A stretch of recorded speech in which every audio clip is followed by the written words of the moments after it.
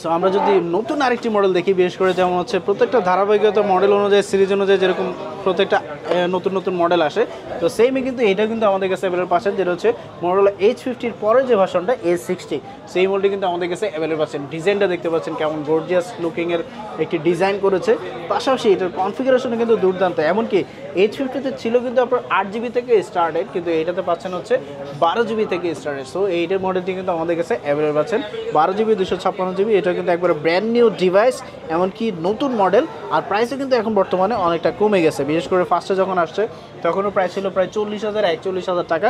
এখন কিন্তু বর্তমানে অনেকটা কমে গেছে। এখন আপনারা আমাদের কাছে এটা অ্যাভেলেবল পাবেন সর্বনিম্ন প্রাইস যেটা 37,990 টাকায় পেয়ে যাবেন আমাদের কাছ থেকে এই মডেলটি, মানে 38,000 টাকায় পেয়ে যাবেন আপনারা আমাদের কাছে H60 12GB RAM 256GB RAM. So প্রাইসও কিন্তু আপনার জন্য একবার রিজনেবল প্রাইসে এটা কিন্তু পেয়ে যাচ্ছেন আমাদের কাছ থেকে, এমনকি বেস্ট প্রাইসে।